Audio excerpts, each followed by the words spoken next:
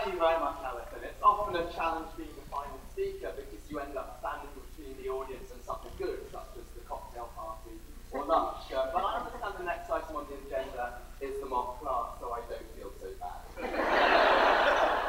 So, welcome to Wharton, everybody. So it's a real pleasure for me to be here and have this chance to address you.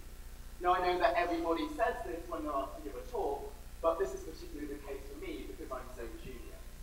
I only started being a professor 2 years ago. I only graduated high school 5 years ago. But joking aside, when Alison asked me to give this talk, I wondered why on earth she chose me. Because if I was a senior professor with 30 years experience, I could tell you how 25 years ago I taught some student who's now the CEO of a major company. But I'm not able to do that. So I thought, well, the only unique angle that I could possibly add is the fact that even though I'm a professor, I also know what it's like to be a student at Wharton. And this is because I'm lucky enough to know hundreds of students outside class, mainly through speaking at the professional organisations and being part of some of the sports teams. And a number of these students I am privileged to call my personal friends. So what I'm about to say to you in this talk, I'm not saying to you because I believe these things to be true. What I'm about to say to you, I'm going to say because I know these things to be true. I know that if you come here, this will be the most rewarding experience you have ever had.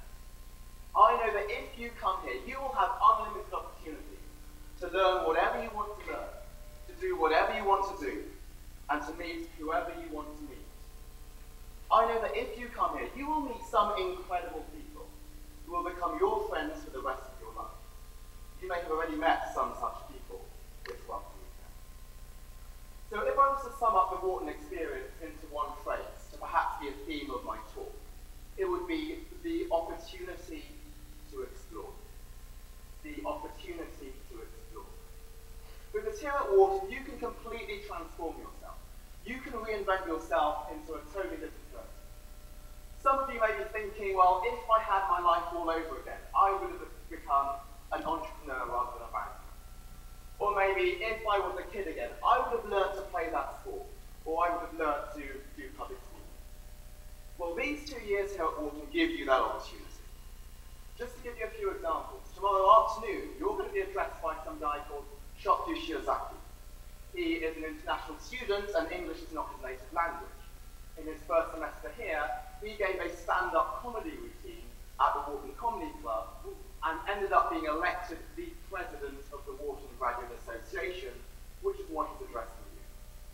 Or you could be a guy like Will Hodge. So Will was a Navy SEAL his entire career, yet he ended up becoming the president of the Wharton Finance Club, got a summer internship with Lehman Brothers, and then a full-time job at Barclays, even in this environment. Or maybe you might be an American who's never set foot outside the US, and you end up climbing Cotopaxi. You go on a trek to Antarctica. You go on a global immersion program to Southeast Asia. So these few examples may seem like there's some extreme outliers to you. So what I want to do in this talk is to provide you with some concrete examples of just how general, just how wide-ranging, and just how easily accessible all of these opportunities are to anybody who studies at Wharton. And I'm going to break down these opportunities to explore into 3 main themes. Now, if I was a marketing professor, I'd get them all to start with the same letter, but because I'm a boring finance professor, I'm not able to do that. So these 3 themes will be the academics, the extracurriculars, and the people. And obviously there'll be some overlap between these 3 things. So I'll start with the boring stuff first, and I'll start with the academics. So here at Wharton, we have a quite distinctive core curriculum, and the purpose of that core is to ensure that whenever an employer hires a Wharton student, they know they're getting a well-rounded individual who's expert in all areas of business, from marketing to operations to finance. But beyond that core, you have tremendous flexibility to define whatever major you want for yourself. Because Wharton is so big, we're able to offer you courses in pretty much anything you want to learn, from sports business management to urban fiscal policy.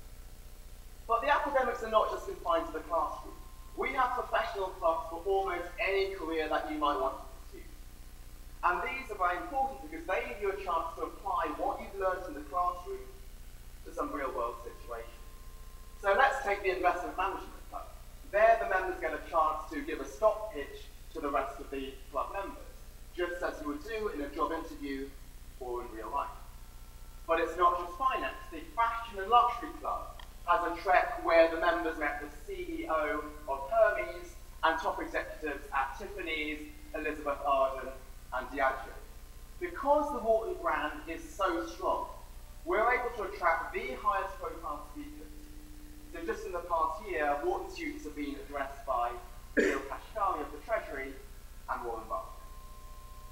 So let me now move to the extracurricular activities. So I've already told you about the professional clubs, but there's dozens of other clubs and societies with so many other activities. So one type is the sports clubs. And these are useful not just because they're fun and they give you the chance to let us see, but they're also useful professionally. They give you the chance to meet some people that you might not otherwise meet because they're not in the same class. And they give you the chance to try something new, to take some risks, and to push yourself outside your comfort zone. So the sports club that I'm most familiar with is the Wharton Wildmen Ice Hockey Club. So as you can probably guess from my accent, I didn't really grow up skating. So I learned to play this through my PhD at MIT, and by the time I finished, I had just about learned to stand on skate. So when I came to Wharton, I sold my stuff. I was so bad at playing, I thought there's no chance I'm ever going to play again. Yet when I came here, I was persuaded to come to the kick-off event, and I was struck by just how welcoming the club was. They have people from all levels of experience. Some are actually pretty decent, and some had never even skated before. They were even less experienced than I was.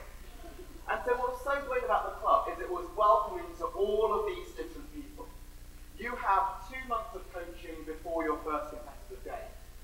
And in the games, in the regular season, everybody gets pretty much the same time on the ice.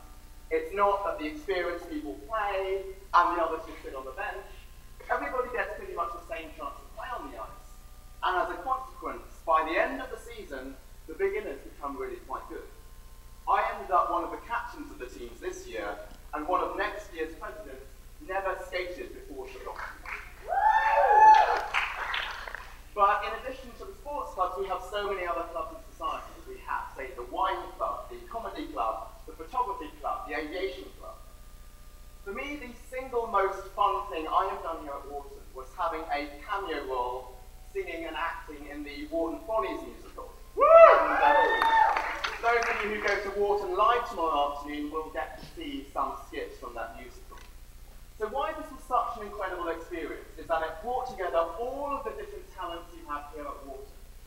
You'll see tomorrow the people on stage, and they're the highest profile. You can see them acting and singing and dancing. But in addition to them, you have the orchestra, you have the writers, you have the technical crew, you have the business team. And all of these different talents come together, and I'm sure tomorrow you will be impressed by them. So finally, that takes me to the third topic of the people. Now, I've already told you about the talents and the backgrounds that people here have. But the people at Wharton are more than just an embodiment of their talents and backgrounds. There is a real sense of community here at Wharton. And this community exists not just here on campus, but throughout Philadelphia. And I think part of this is because of the physical closeness of Center City. The fact that most students live within a few blocks of each other. What this means is that they bump into each other on the streets, in the bars, in the restaurants, and this gives the entire class a sense of community that only that physical closeness can bring. People form strong bonds. But it exists not just in Philadelphia, it exists throughout the whole world. So the assistant governor of the Bank of Japan is a Wharton alum. And during spring break, on the Wharton Japan trek, he spoke to 150 Wharton students, even though in 2 days' time he had a monetary policy meeting and was not supposed to speak to any outsiders. But it's not just the scheduled meetings. One of my students told me how he was out in Hong Kong, partying with some undergrad friends, and ran into a Wharton student doing exactly the same. Another student was camping out west and ran into a student doing exactly the same in a place with almost no other humans around. So why is this community important, and how does this link to the opportunities to explore, which I said would be my theme? Well, I think it matters in at least 2 ways. Number one, the community is extremely supportive. People here really, really want you to succeed. And this matters because it allows you, it gives you the confidence